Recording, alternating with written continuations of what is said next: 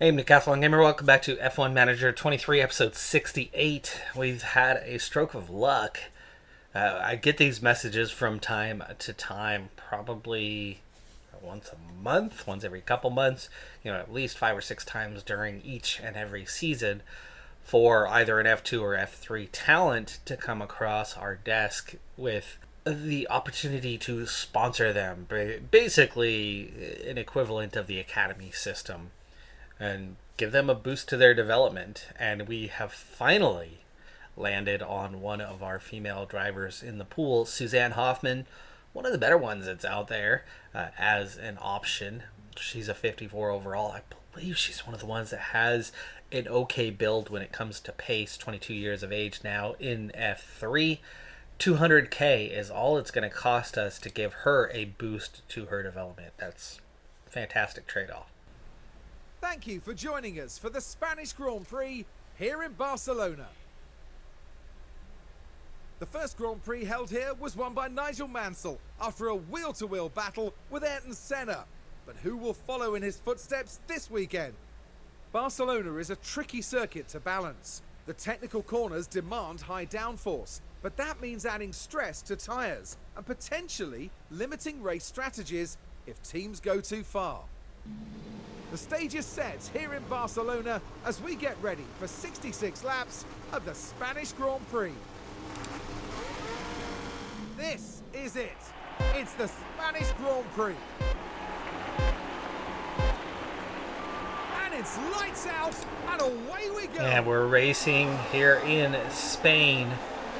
Behrman qualified 10th. Flores qualified 16th. Great for her. Now here's the thing. Behrman making Q3 meant he does not have a single set of softs left for the race. So he's already on used softs, and we're going to go with an aggressive two-stop strategy of soft, medium, medium, really kind of pushing each of them right down to that 30% threshold to give him the ultimate pace throughout the race. We've also underfueled by a couple laps while having a 66-lap race, which is kind of pushing it a little bit. We're almost certainly going to have to lift and coast unless we have VSC safety car situations here at some point, so we don't want to be pushing very long here with Behrman, who currently sits in 10th and has just dropped to 11th. Nope, back in the 10th. That's the Haas he's competing with, yes. Pretty aggressive strategy. Flores, meanwhile, back up at a 16, and we're going to be even more aggressive with her strategy. Unlike Behrman, who has no softs, she's got two sets. And she's going to use them both. We're going to go soft, medium, soft for her. Definitely that's the aggressive way to go when it comes to a tire strategy for this race. Definitely on the faster compound, but really pushing the boundaries of what they can do. So as we are here on to lap number 2, we're going to have to settle in sooner rather than later. Behrman got up to P9, by the way. I don't know if there was a mistake. I think we just went around Albon is all. No. Okay. We are very light, so I think that's going to give us some extra pace alone. The compound could also be helping us out with that. Most of the field on the softs, but certainly not all. There's six cars on the mediums. Flores right behind 2 of them should have an easier time keeping up. Let's push forward and hope for the best today. If we can get a decent amount of points over the next 2 races or 3 races potentially, my target is 75. Been mentioning that the last couple of episodes. My target is 75 points, constructor points. Once we get there, I'll assess where the other teams are at that point. But if we are along the same lines as what we're doing now, I'm gonna go ahead and take an early switch to an all-female lineup, and we'll finally be in the all-female challenge officially after all these seasons by that point. It's just going to be a risky, bold move that's trying to secure enough points to get that P7 for the season and then get the female driver in place to get that development so that hopefully, fingers crossed, by it doesn't even need to be the beginning of next season. It would be by the midpoint of next season we can start getting the occasional point out of our female drivers enough so to get, you know, a P9 or a P8, hopefully, in the constructors next year to keep our job, stay secure, and then have our future, you know, no longer mortgaged on like what you have going on with your drivers. We definitely have the pace here, but I'm very worried about us and Norris are the only ones that are way down in this range. Flourish 81% is looking better than everybody. As we sat up that little bit earlier, she's a good 4%, 5% better. Field very close. Ocon's a little bit off the back there, but it's a little bit of field spread, but not much yet. Norris had a spin, drops to last place by the time he gets going. Or apparently it was a lockup. And now Magnussen with a spin. So those two are well off compared to everybody else. Oh man. Behrman. The guy is crazy. Behrman's out of the race. And we've had a crash on track. Behrman is out of the race. Here we go, heading into turn 1. Pushing a bit too hard at this point. And there, the cars make contact. Who was at fault? Huh. Well, they'll definitely be... I don't even see a lockup there. It's just like they touched in the braking zone. It was like we were just too close to begin with. Alright, so Florsch is up to P14 with those two drivers dropping out as we sit under VSC conditions. It's too early to pit. Much too early to pit. Behrman gets the time penalty. He was the guy who hit somebody from behind, even though it didn't look like there was a lockup. He still hit the driver from behind. No, you know, nose to tail. I think that's a pretty slam dunk penalty on that one. Definitely his fault on this occasion. But Florsch, yeah, we've got a good 10, 11 laps to go until she is going to be pitting. So we're going to sit tight. This is going to help with that fuel recovery. Definitely get us into the range we need to be in. But can we now get her competitive? Can we get her to move up? Is the strategy going to be aggressive enough to help with that?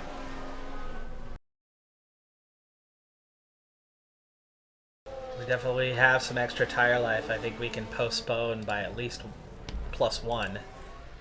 But we're all over the back of Sargent at the moment, and not a bad time to do so, especially as Sargent's losing Ocon. And you're close enough that you could probably slingshot your way to get, you know, within that DRS range and just have a position gained. Are we close enough to do something on this lap? No. But it's a little bit easier, especially without the chicane down the main stretch. So we'll have a push here. We go to the outside. Overtake complete. Now the question is, can we get within 1 second? We'll continue to push for now to see if we do. And it looks like we have. Yes, 0.85. I think that was 0.815. There you go. 0.7. Definitely within range now. And that's a position gain. P13. Right now, the top 10 are definitely pulling away from the others. It's going to be hard for anyone in this group, let alone a driver who's generally off the pace, to be able to impact the race enough. Woo! Gosh, under the braking. We just get up alongside Maloney there. And Maloney runs wide on turn 9 and drops down, so Florsch does get that position anyway. Maloney's down to 15th after rejoining a little bit further back, and Hadier is gotten around Sargent and is a little bit outside of DRS range, so it's just us and Ocon at the moment. A mistake from any of those front 10 could put us into that type of position, and Ocon's on mediums, so we actually do have a little bit of a pace advantage, even though we're down to 39%. Pit window is opening. Sonoda is into the pits, and we are going to make our way into a points paying position for the time being. Virtual is still P11 though, as Sonoda, you know, that first one to pit. We have not completed the overtake here. Now in P6 for the time being. Tire wear warning. We had one more lap that we're supposed to be going. I'm kind of thinking of trying to extend that to 2, but as we're at 29%, I think we're going to just do the one more lap because it's 1.5 from here and we're already down to 29%. So we will pit at the normal expected time. It was this first stint that was going to be the hardest to get through. The final one looks like we'll still have about 31-32% at the finish line. The mediums was going to be something, and yeah, we'll take this stop. Ocon's still here with us, slingshotting back and forth the DRS advantage. Pretty obvious, and actually, as we're down to 27%, we're a little off pace anyway.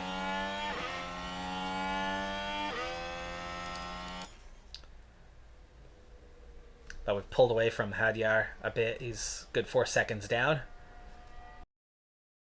Russell coming on fast, but Russell's already pit. And we head down pit road. Ocon stays out for the time being on the mediums, so no surprise about that. This is a great chance to undercut him. That's part of the aggressive strategy here. Always on a good compound. Terrible stop, though. A 2.7 flat is one of the slowest we're going to see all season without mistakes. And Sargent comes out ahead of us, having already pit. That part sucks. As for Sargent, what are we looking at? Mediums at 91%. So we've been undercut by Sargent. Albin had already been ahead of us, I think. Magnussen had already been ahead of us. Behrman was the one who had progressed around them. No, Magnussen has not pit yet. That's right. Magnussen had that spin. Pits now. We have Sonoda, Leclerc, Norris, all on hards. And look at Norris already down at 72%. Drugovich pit early, comes out on the softs. He's the only one doing so other than Maloney, but Maloney's so far down. Magnussen with a pit stop issue. We've got a number of cars, top 4 plus Ocon, so 5 cars up there that still have yet to have that first pit stop. And already pitting now, Zhou, just, what, a lap after us? Sargent did manage to pull away a bit while we were getting up to temperature. I didn't want to push. I wanted to help the life of the tire a little bit and ease into him. It did hurt our pace there, though, as we lost about 2 seconds. So Piastri gets around, and we now run in P14. But we've got a sizable gap behind us, about 8 seconds, so we're well ahead of them. And, we're just that handful of seconds back. As Ocon pits, it comes out 6 seconds back. So that was that undercut very much working. We do get back around Piastri. And we are 31 seconds down overall, 6 seconds behind Sargent, and running P13. And we're on mediums with... Piastri's going to be an easy one. It's just that for a while here, he's on those hards. Ocon got around him. Ocon's caught up. Gosh. Ocon's going fast on the softs right now. But should help pull us back towards Albin and Sargent. If we're lucky, no. Just drove away from us. Flores didn't have enough pace to keep up with Ocon on the softs. Got us left behind. Up 37 of 66. The Ferraris and Red Bulls are kind of running away with this thing, though Sainz is a bit off the pace. Our race is Norris on down, so P9 is definitely available, but we're about 10 seconds behind where we want to be for that one. But we're going to be fastest on that last stint, and I think a lot of other drivers are going to be on mediums or hards for that last stint, but we're seeing a lot of them pit now. For the moment, we are up to P10. 7 seconds behind Ocon and Sargent. It's definitely less than what we're used to seeing on that drop back with Flores. She's still in a competitive state here, but slipping off that competitive position. Well, no, not a competitive position. She's slipping off the points paying positions, and she's a little too far back, even though she's up to P9 here. A VSC now would be perfect. And this is her optimal lap, but I'm going to go ahead and give her one more, and we're going to go aggressive. She's already coming around now. And there we go. Let's go ahead and set her up for that pit stop. That's Sonoda going by.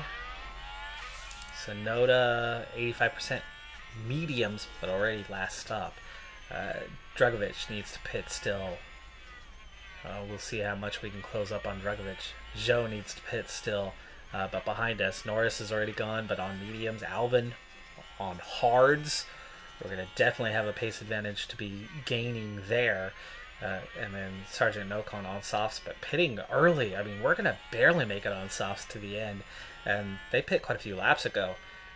Sargent and Ocon could be in trouble with their strategy going a little bit too early. They could have a real problem in the last couple laps, and we could be closing in on them pretty quick. Flourish, here we go. Pit stop. Much better. Half a second better. 2.265. That is the quickest stop of the day. Flourish, Magnussen, good to go to the end. Hadjar's going to be kind of pushing it. Piastri's definitely going to make it. That's 15th, though, as things stand. And we've definitely got some ground to cover. In fact, those guys that we were a bit closer to before, now it's 20 seconds. Before they pit 2-3 laps ago, it was inside 10. It was about 9 seconds down to those drivers, and all of a sudden it's 21 seconds that we have to cover off. Fuel's pretty dang close, and we are pushing. We're up to temperature. Okay, 15 laps to go. We do have a full battery to help us with some overtakes, and does so just ahead of Drugovich in 8th. So that's an Alfa Romeo in 8th. That's a Haas in 9th. That's the two competitive teams. We kind of came out of nowhere on Maloney there. Didn't even go for the overtake on that occasion. I didn't expect us to be coming up on him. I was watching Joe's position, and then all of a sudden it was like, oh, hello, Maloney. We should be able to get around quite easily here in a moment. We'll go ahead and go aggressive and deploy. Go ahead and push as well. I think the fuel's going to be easy enough, but there we go. There is that overtake done. Only pushing for a moment. I don't worry that we're going to be pulling Maloney around too long here. For now, yes, he'll get DRS, but I think in Sector 1 we should be able to easily drive away from him. 15 seconds now to Ocon and Sargent. That feels like a bit much, but like I said, they pit so early. Look at that. There's no way, because we're going to be at 30% at the end of the race. They're going to be in danger of puncture or need an extra pit stop. And then Albon and Drugovich could be slow ahead of them. What's our pace like? Yeah, we're almost a second a lap faster right now.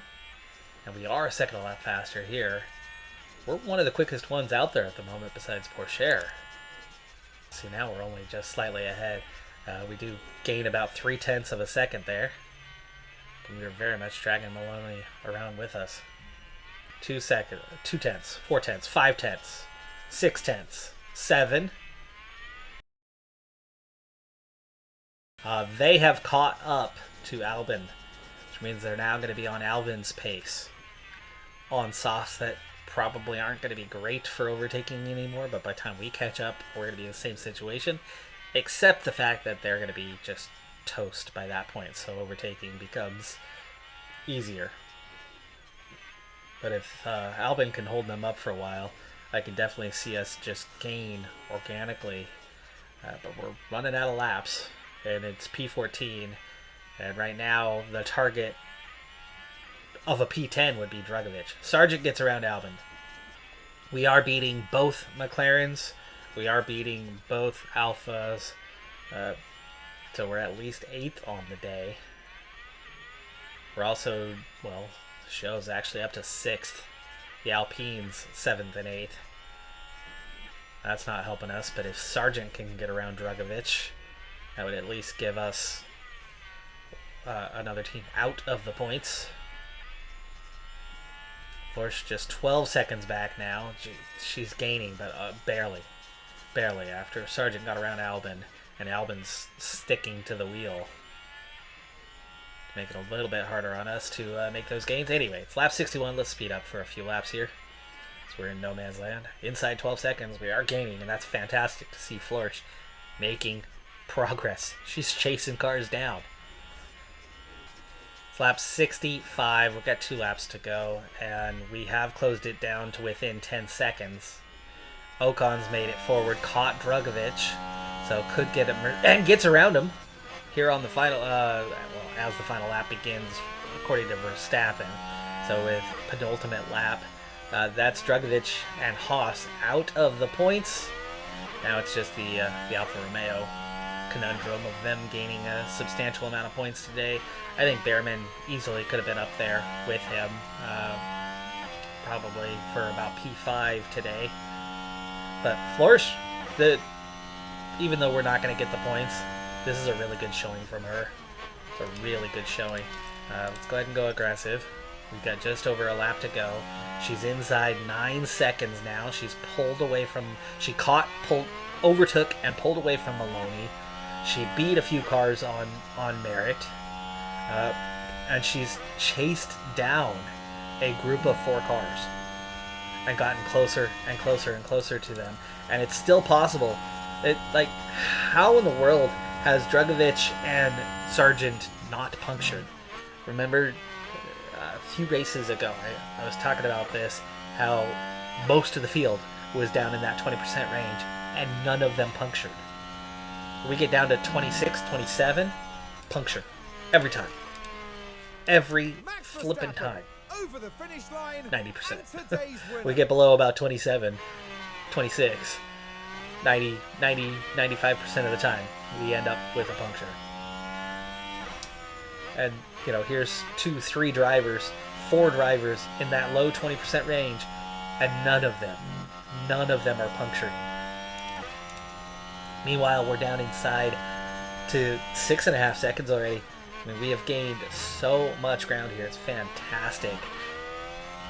But it's going to be just short. Even if they puncture on the final corner, they're still going to get to that finish line before us. Heck of a drive from Florsch.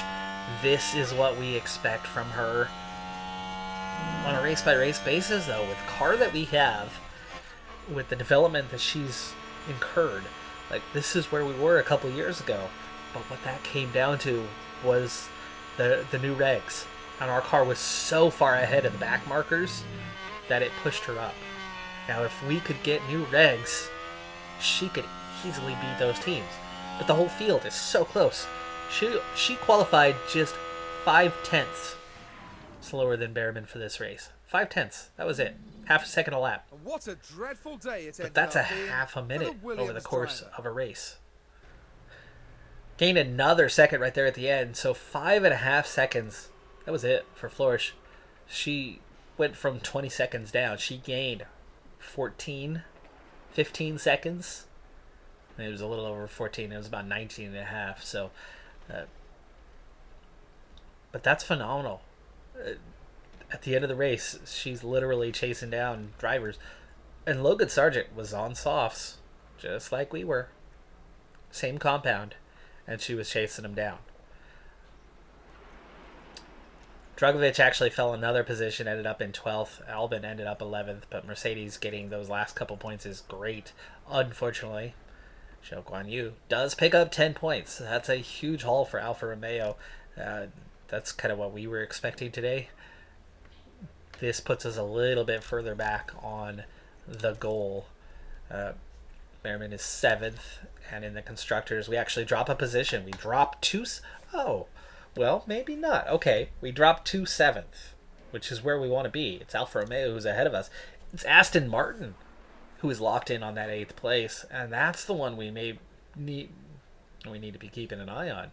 They now have 15. They just scored 8 points, though, and I certainly expected them to do as much and more with this season. So Aston Martin is now the one we need to keep an eye out. But I don't necessarily even need us to finish 7th this season.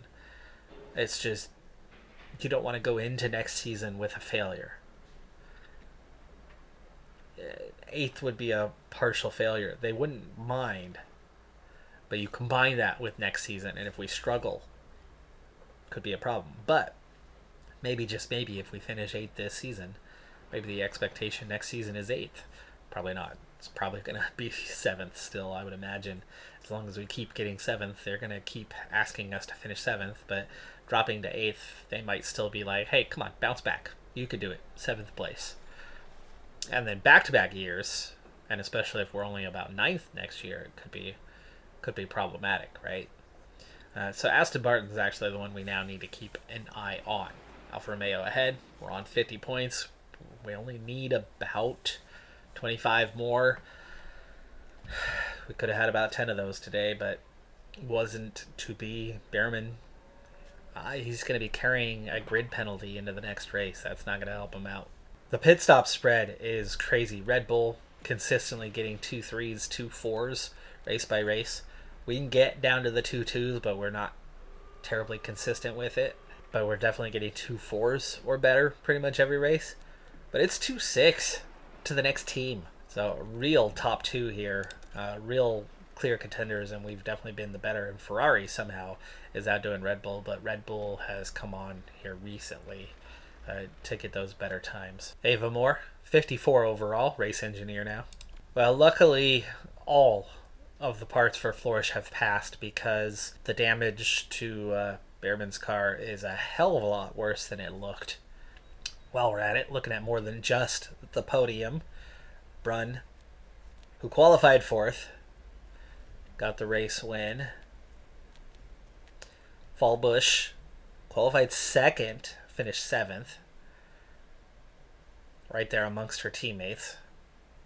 Brunn, the only high tech in the top 10. Dang, that's a strong performance then. Bianchi qualified 16th, finished 12th.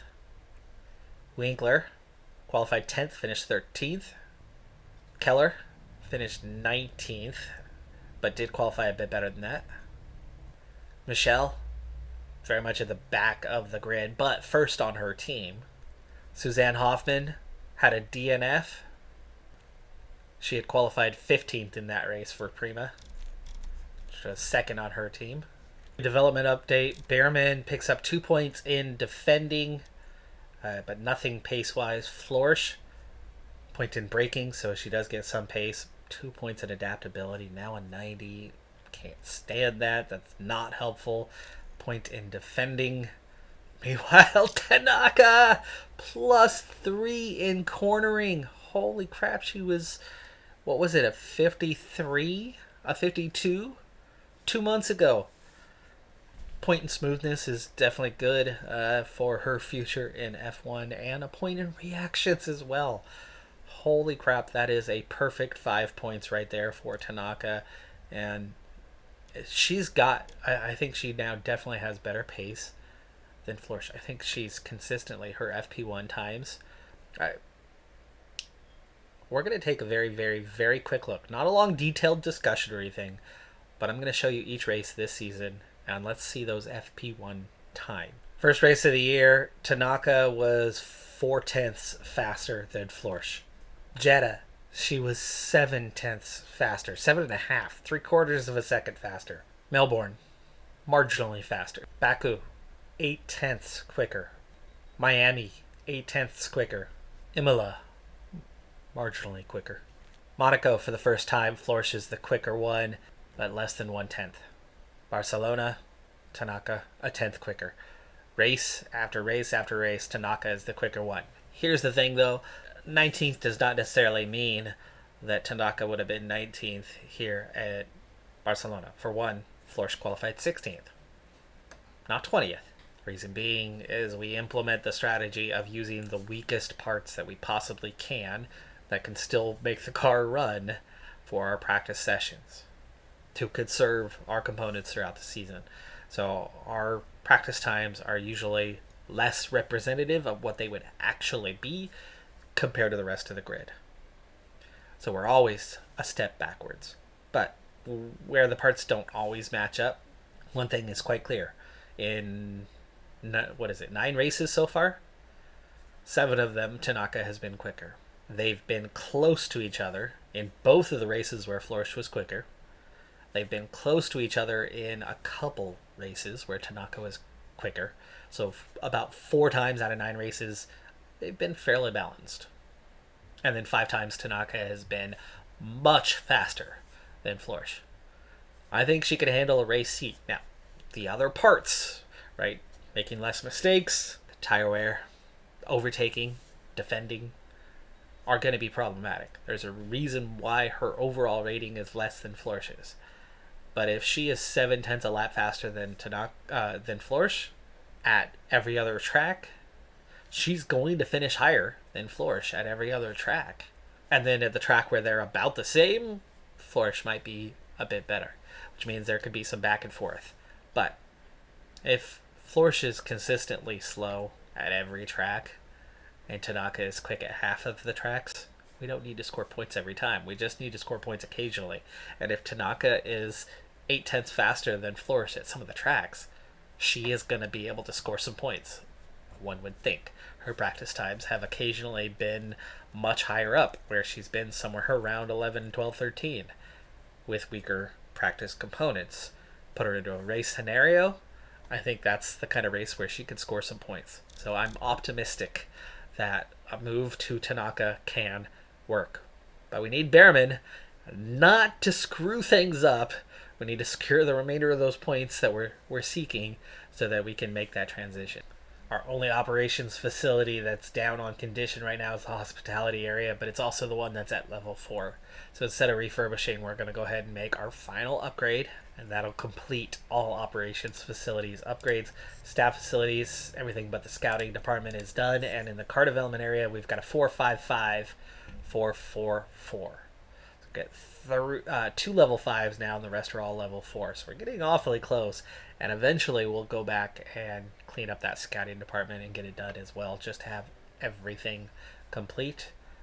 We're getting a lot closer, but with 16 million, we definitely don't have the money right now for the next one, which should be the CFD simulator, but 29 million it's going to take to get that puppy done. Formula One has arrived here in Quebec, and we're excited to get underway.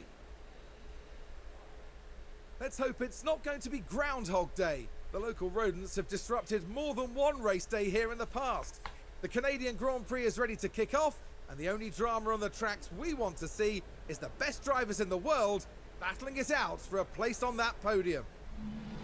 70 laps of the Canadian Grand Prix await our drivers here in Montreal. Now I wonder, will things be going Lando Norris's way in this race? They'll be frustrated to be starting down in 10th, but they have a car good enough to move up in the race. And it looks like we're good to go.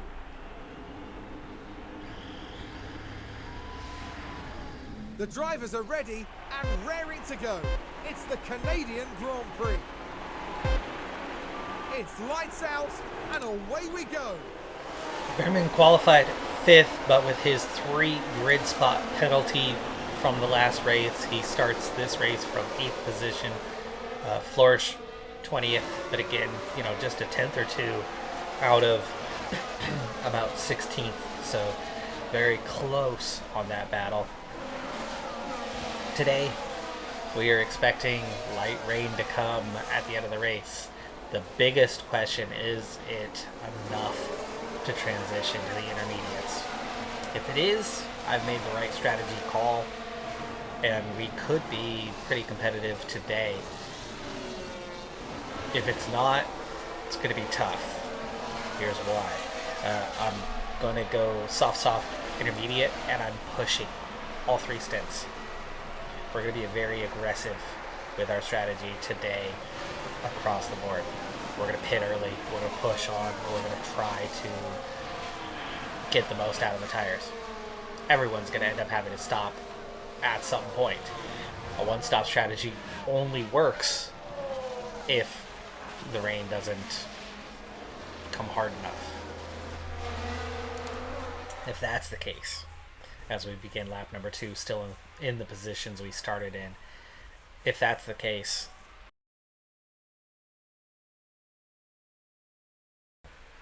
so does this give us an advantage immediately? It does. Behrman, as others settle in, Behrman pushes on, and he's up to P7 around Stroll. Florsch remains P20, but she is right all over Maloney. Can she move forward? Behrman has already left Stroll behind and gotten right up on the back of Sainz. Can he continue his forward progress? Gaps opened to Ocon. Remember, technically we qualified P5, so we are showing that we do have some pace here. Florsch all over the back of Maloney, but cannot get an overtake done. It's a good time to maybe top up. build up some battery reserves so that she can make forward progress. As long as she's staying all over the back of Maloney, and she is. We did get around signs, but now it's 1.5 seconds to the front four. Can we close that gap down? And inside a second, Behrman has closed it up to the front four. Gasly is the one who's ended up falling out of range. Sonoda was able to keep up with us as we went forward. Sainz is going backwards. And gaps are really starting to open. Behrman's in a great position in P4, and we're in a position to undercut. It just depends on how many you're going to try to prolong and go deeper. You only have a handful on mediums. No one's on hards. Will those 4 cars on mediums try to extend long enough till the rain comes? Certainly questions. Questions to be answered. Flourish has fallen off. Go ahead and push back on, see if she can catch back up.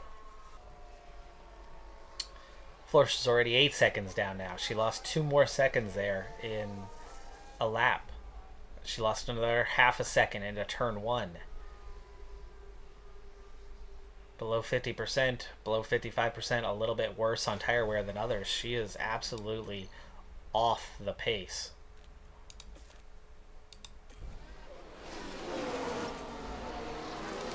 And for some reason, she used nothing but softs in practice and qualifying because she only has a single set of softs. She has no brand new sets of softs left, even though she didn't even get out of Q1. And Behrman still had 2. Very unusual. So she's going to go around another lap because her softs aren't quite as good. Okay, now we're going to get the stop for Flourish. She lost a lot of ground there rapidly. She could and should still be ahead of Behrman, realistically. Only just, but Flourish on pit road. 2.365, pretty good stop. Pitting 1 lap after her teammate. She's at 93%, he's at 95%, so that's the difference between them already. But we should see some better pace here. How many are going back onto the softs? Quite a few. So this strategy has been picked up by quite a few drivers, and we are definitely not alone in this strategy of going soft to soft and going early on the soft to soft strategy. Others just aren't pushing to the extent that we are.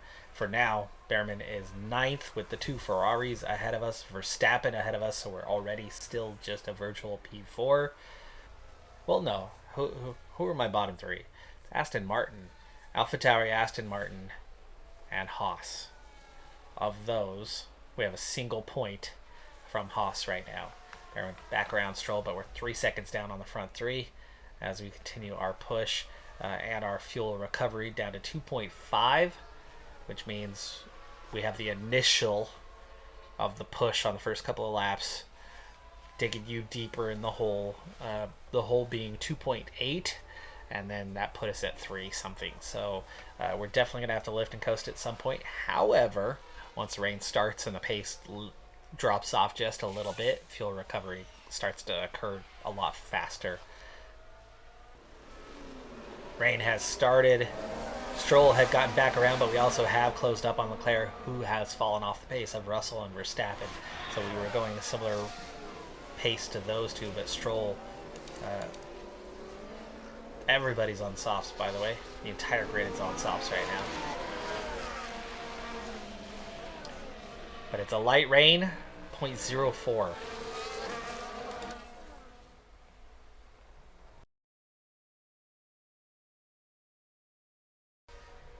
But we're still only at 0.4.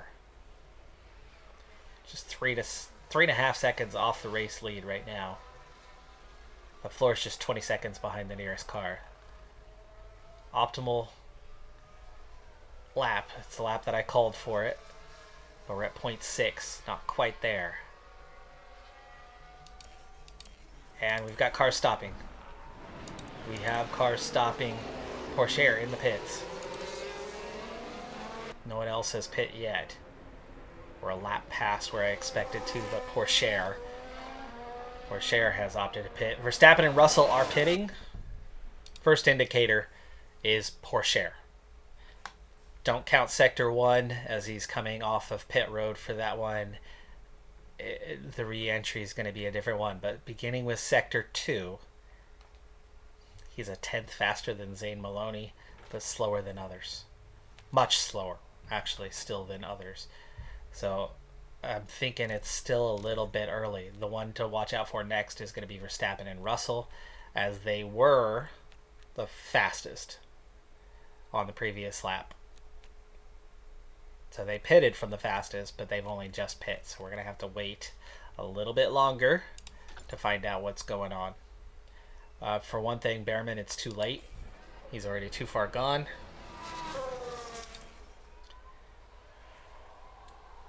Most of the field is pitting now. I think we need to go ahead and bring Florsch in just to match. But we'll see. It may not be worth it yet. We're going to pause before it's too late for Florsch, which is right about now. Yeah, she's got 400 meters till pit entry. There we go, 280. Let's go ahead and see if we have any new updates. Pourchaire. 31.395 is very similar to what Maloney did in that same area. So it's kind of across the board neutral for now. That was a problem. 4.4 for her as Behrman enters pit road. So Florsch had a pit stop issue. Let's see what it was. So there comes the Williams. And it's in that moment right there that things go wrong. But it was beyond just the right front. It's like we had two problems. Because the right front was a quick one. It was maybe half a second to a second. 2.566, not even a good stop for Behrman.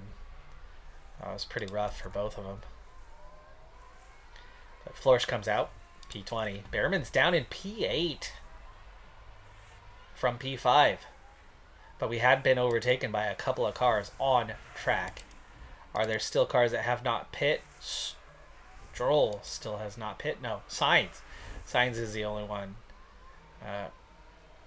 And he'd definitely been behind us. So really we're down to P7. But that's because Sonoda had overtaken us. Come on. Oh, and he goes around the outside. So we had the overtake. The overtake was on for Ocon. And instead of using it and taking it, and we're losing ground rapidly. Rapidly, we're losing ground. We had been 13 seconds down. It went out to 17. It's already gone out to 20 in one lap. Zhou, Albon have caught us. And we still are not pushing to get around.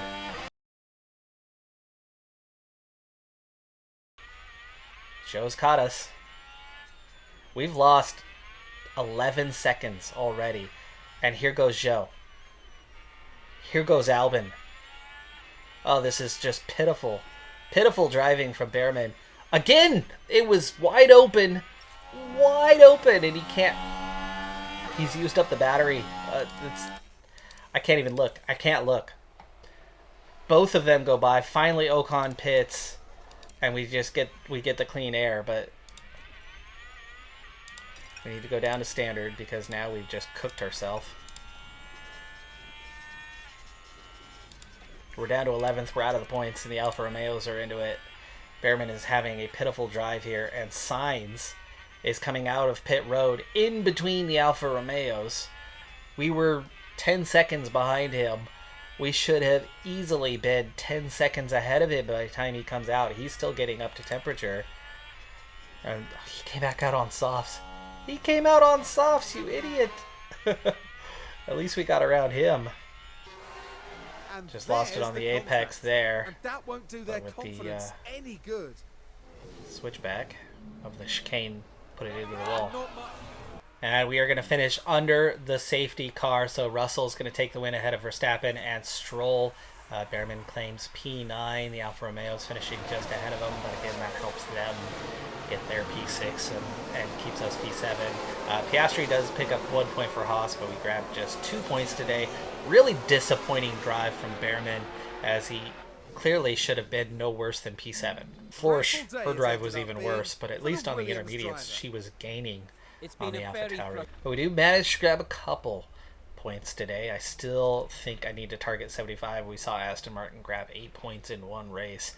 They could definitely score more than they're doing. Haas, incrementally, or ones and twos are all they're going to get. They're not going to reach 52. AlphaTauri is not going to reach 52. So we could almost make the move now, but Aston Martin looks like they're capable of scoring more. And the moment you take us away and the 52 that we've been scoring, somebody's got to move up a spot, right? So Aston Martin 8 becomes 10. Might not need 75. I think we can settle for somewhere between 65 and 70.